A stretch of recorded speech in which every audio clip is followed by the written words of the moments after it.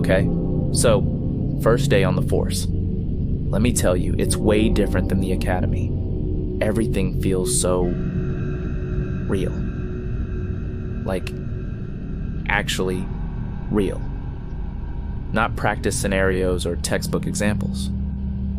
Real people, real streets, real everything.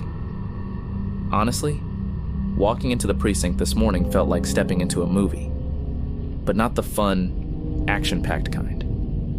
More like a slightly gritty, procedural drama type. I was assigned to the day shift, which I was pretty happy about. Night shifts always sounded a bit spooky to me, though I know some cops prefer them. And get this. For my first ride-along, I got partnered with Officer Davies. Yeah, the Officer Davies. Everyone at the precinct talks about him like he's some kind of legend. Super experienced, always calm under pressure, knows the city like the back of his hand. Basically, the kind of cop you secretly hope to become someday. They said he'd been with the force for ages, like 30 years or something crazy. Which is impressive, right? I was kind of nervous to meet him, you know? Like, what if I mess up in front of a living legend? But then, part of me was also stoked. Imagine learning from someone like that right off the bat. When I went to roll call, everyone seemed normal. A bit tired, maybe. It was early. But when they announced the pairings and they said Rookie Miller with Officer Davies, there was this shift. Not a huge one, but like a tiny pause. A couple of the older guys gave me these looks, kind of like a mix of sympathy and something else. I couldn't quite place it, but it made me a little uneasy. Then Officer Davies walked in. He was solid. Tall, not bulky, but you could tell he was strong. His uniform was crisp, and his boots were polished to a shine. He had this serious expression, almost like he was always thinking deep thoughts. But his eyes, they were kind of distant, I guess. Like he was looking right through you.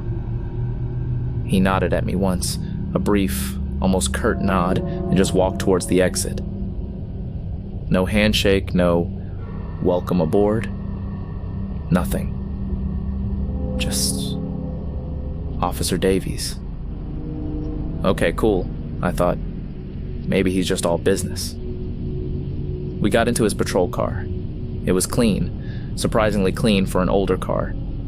He didn't say a word, just started the engine and pulled out of the precinct parking lot. The whole ride started off in complete silence. Now, I'm not the chattiest person in the world, but this was intense. I wanted to ask him questions, you know, rookie stuff, like, what's the craziest thing you've seen on patrol? Or any tips for staying calm in a tense situation? But something about his quiet demeanor just made me shut up. We drove around for hours, just cruising the streets.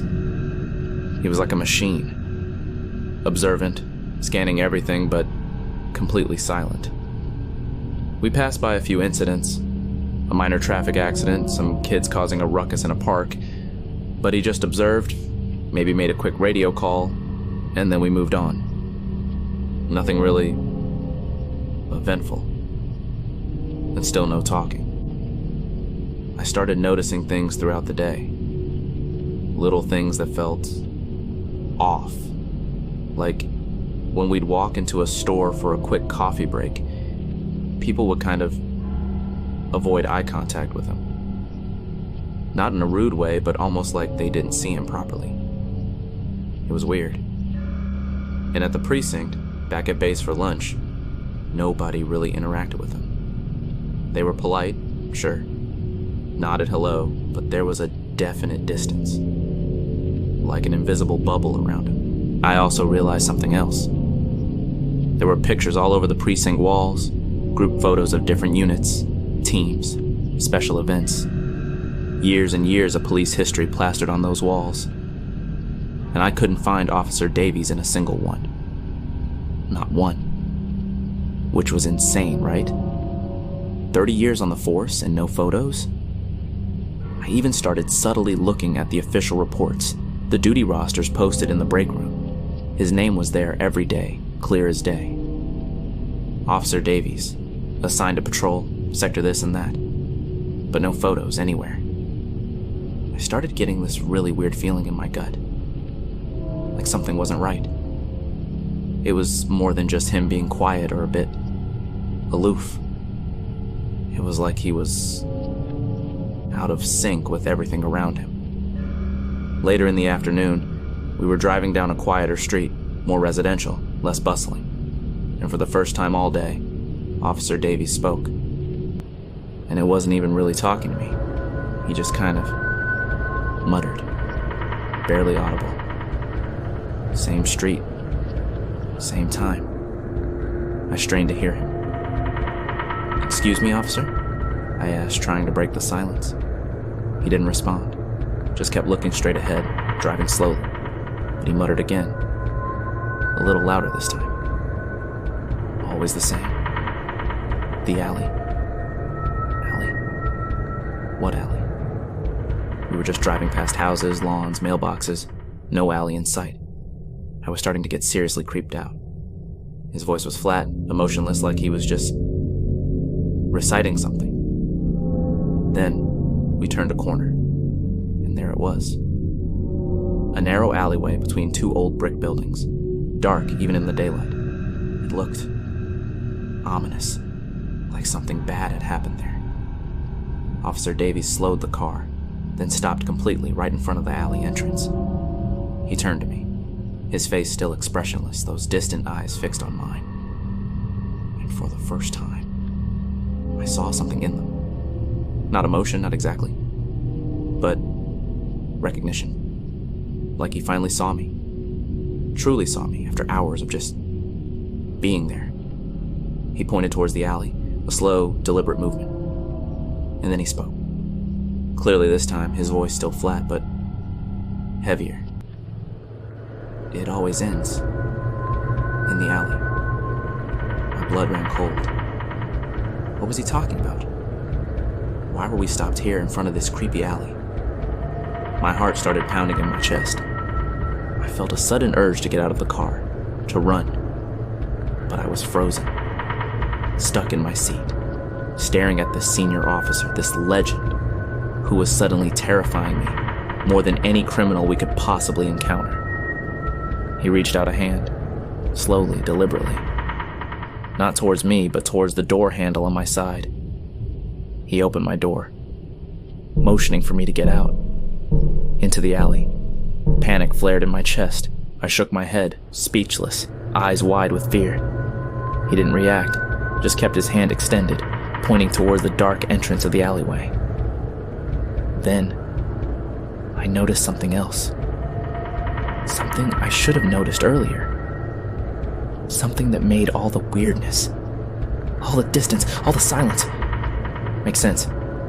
Officer Davies' hand. It wasn't solid. Slightly translucent. Like I could almost see through it. Faint, like smoke. And looking at his face again, his skin looked pale. Too pale. Almost gray. In his eyes. They weren't just distant. They were vacant. Empty. Lifeless. A wave of nausea washed over me. It hit me like a physical blow. The looks from the other officers at roll call, the empty spaces around him, the missing photos, the way people avoided him. No official photos or reports, the briefing had said. But it wasn't about current photos or reports. It was ever. And then, the realization crashed down on me. Crushing, terrifying, inevitable. Officer Davies wasn't just quiet. He wasn't just aloof. He wasn't alive.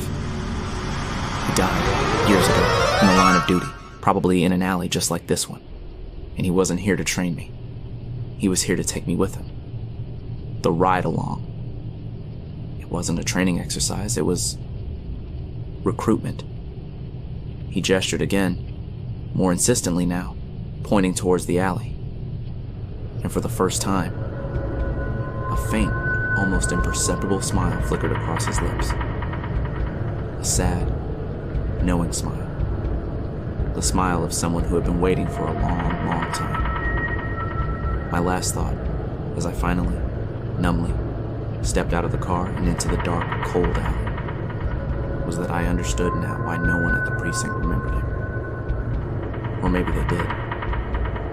Maybe they just couldn't. Because remembering meant acknowledging. And acknowledging meant accepting that this happened. That every few years Officer Davies reappeared, and another rookie disappeared into the alley forever, just like me. It started like any other Tuesday, really. I woke up late, burnt my toast, and spilled coffee on my tie. Classic. By the time I got to the station, I already felt behind. Detective work isn't always glamorous. Mostly it's paperwork mountains and lukewarm coffee. But that day, something felt off. A low hum of wrongness under the surface of the usual daily grind. They called me down to interrogation room B. Said they had someone interesting for me. Interesting is usually code for weird or waste of time, but I went anyway. Walking down that hallway past the flickering fluorescent lights, I could already feel a prickle on my skin. The air felt heavy, thick. He was sitting there, a guy they'd pulled in on a tip. Face pale, eyes too bright, like someone who hadn't slept in days. His clothes were ordinary, jeans and a faded t-shirt, but there was something about him that just screamed wrong. He wasn't fidgety or nervous, like most people in that room. He was unnervingly calm. Too calm. Like he knew something I didn't. Something he was enjoying. I sat down, adjusted the lamp to angle away from my eyes, the usual routine. He watched me, a faint smile playing on his lips. It wasn't a friendly smile. It was knowing. Like he was looking through me, seeing things I couldn't even imagine. Then he started talking. Not in a rant or a confession, more like explaining something obvious. He said he knew how he was going to die. Just like that. No prompting, no questioning. He just stated it flat and certain, as if he was telling me the time.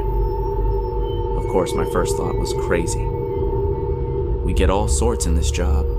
People who think they're prophets, people who think they're animals. Madness is a regular Tuesday. I was ready to shut him down, get him evaluated, and move on with my day. But then, he went on. He started describing a murder. Not one he'd done, not one from the files. A murder that hadn't happened yet. He described a woman, where she lived, her routine, the street she walked down every evening. He gave details, chillingly specific details.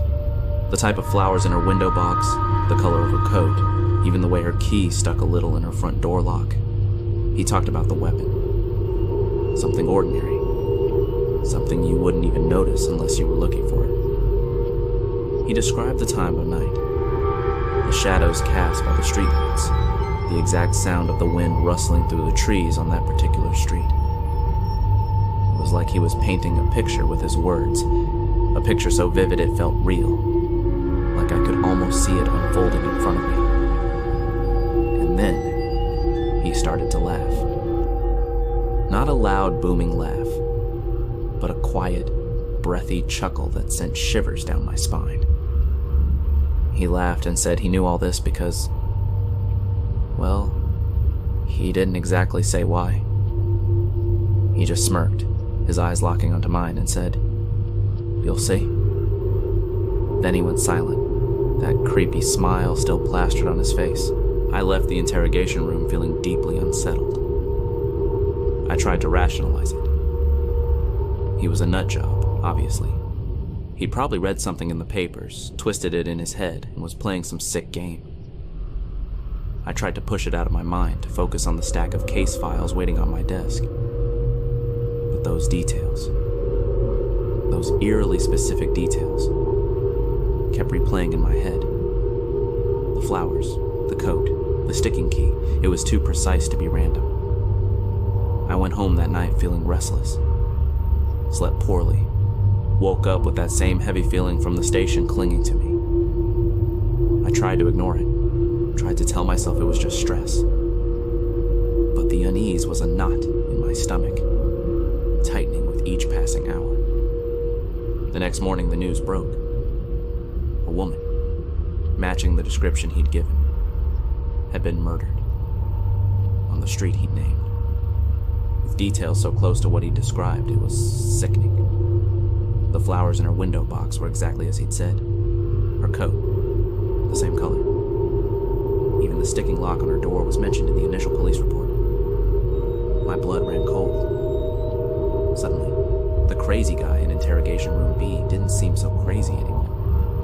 He seemed prophetic. Or worse, he seemed like he knew something impossible. I couldn't shake it.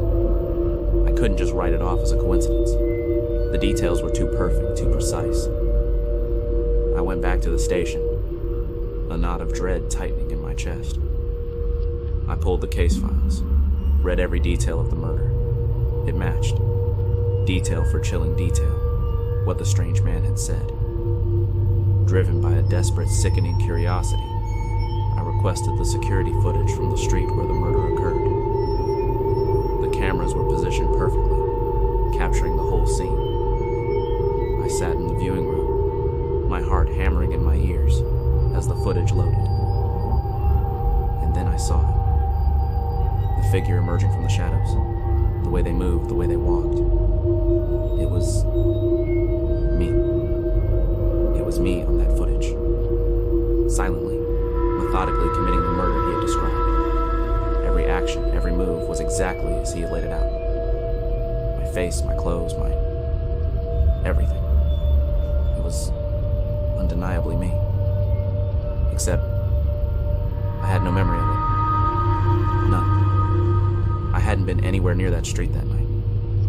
I'd been home alone watching some mindless TV, then gone to bed. I swear I had. But the footage didn't lie. I watched myself on the screen, a stranger in my own skin, performing an act of brutal violence. Disbelief warred with horror. My mind raced. This couldn't be real. It had to be some kind of trick, deepfake, something. Anything but reality.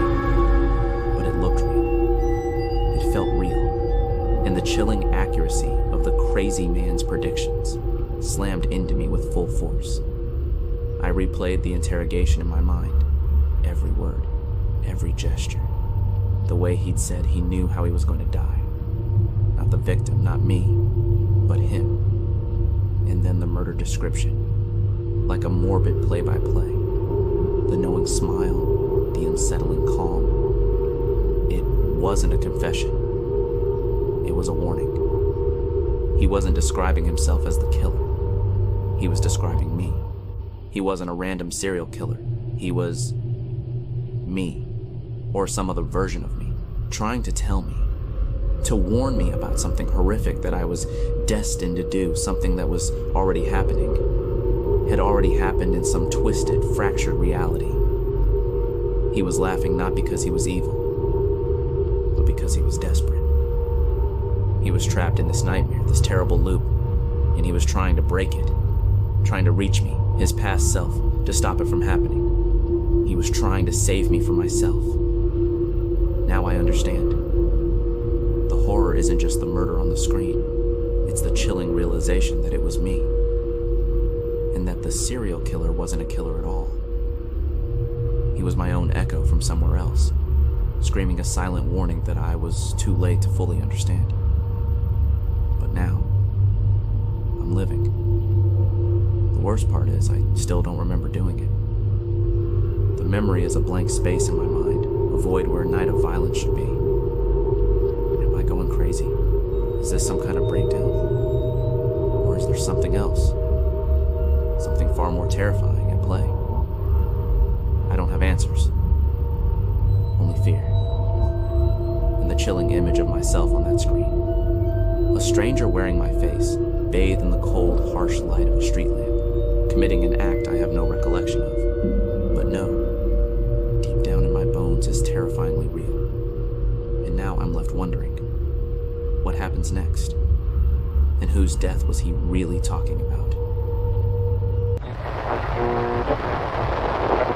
I never expected that my night shift would turn out like this. As a police officer working at a small town precinct, you anticipate run-of-the-mill cases. Missing pets, minor thefts, the occasional drunks causing a ruckus. But what happened last Tuesday night was straight out of a horror story. It was just past midnight when the door of the station swung open. The fluorescent lights flickered slightly, casting long shadows across the room as a figure stepped inside. The person looked like he was in his late teens, dressed in a baggy black hoodie and jeans. His face was partly obscured by the hood, but you could feel a strange intensity radiating from him. He walked right up to me at the desk, well aware of the gravity of his actions even before he said a word. He confessed to a brutal murder. I felt chills as they spoke. He recounted the event with horrifying detail. In the beginning, I thought it was a prank. How could someone actually come in here confessing to something so horrific? Yet the way this person described the crime was disturbingly vivid. Where it happened, how it happened, down to the exact location of the body, a remote part of the woods just outside town, barely a 10-minute drive from here. At first, I felt like I was in some kind of twisted reality show, a comic book fan's nightmare coming to life. After all, murders don't just happen in our quiet little town. The crime rate here was practically non-existent. But as the details spilled from his lips, the air in the room grew heavier. It wasn't just his words that unsettled me. It was the deep, implacable look in his eyes, almost as if he was recalling memories. And not just any memories, but a gruesome kind that belonged to someone else. When I hesitated, feeling my pulse quicken, the person's voice captured my attention again. He described the space where he buried the body, the way the moonlight filtered through the trees, how the ground had felt. It's as if the crime was a scene in a movie they were reliving. Despite my disbelief, I found myself standing up, adrenaline kicking in. I couldn't ignore what he had said.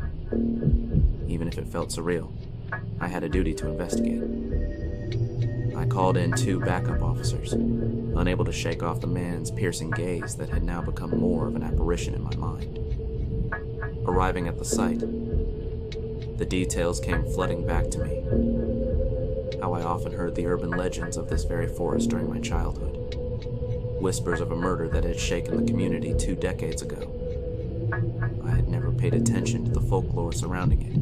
I thought it was just that.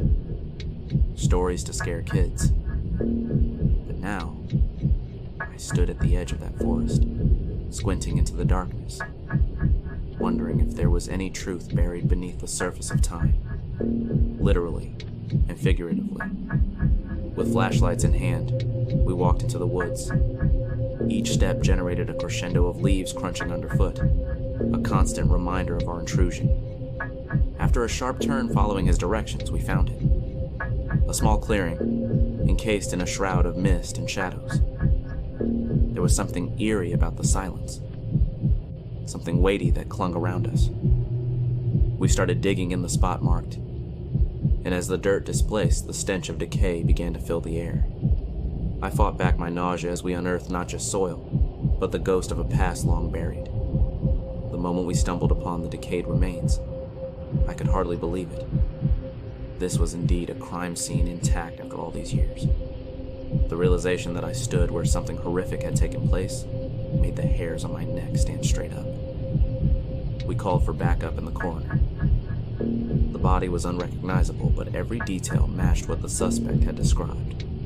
When we returned to the station, the first thing I did was check the security footage, hoping to find any evidence of who had walked in to confess. After all, Aside from slimy confessions, we needed a face to attach to the horrid tale that now had truth behind it. I went through every frame, but found nothing. The timestamp showed he had entered the station, but he simply wasn't there. The absence pressed heavier than the oppressive silence I felt while reviewing the footage. I needed answers, so I turned up the audio, listening intently for any clue that could put a name to the face that vanished. When the recording started to play back, I heard something chilling that sent a shiver down my spine. A soft whisper broke through the hum of silence. A young, ghostly voice echoed through the station. I had to tell someone. I froze, the realization washing over me. The person who confessed, who described every gruesome detail from a crime that had no physical witness, wasn't born when it took place. It was absurd yet unavoidable. Had he somehow been channeling the victim's pain? Was he perhaps even a vessel for a malevolent spirit? Day turned into weeks as the investigation continued. Despite his confession, the mystery only deepened. Finally, we identified the victim, but with no living suspect in sight. It felt like we had followed a trail that led to a ghost. A part of me was terrified, grasping for logical reasons behind it all. But sometimes, answers don't come. Sometimes, the past is destined to remain shrouded in silence, marked by chilling confessions that echo long after the truth has surfaced. And that night, alone in my thoughts, I couldn't shake off the weight of that ghostly whisper. I had to tell someone.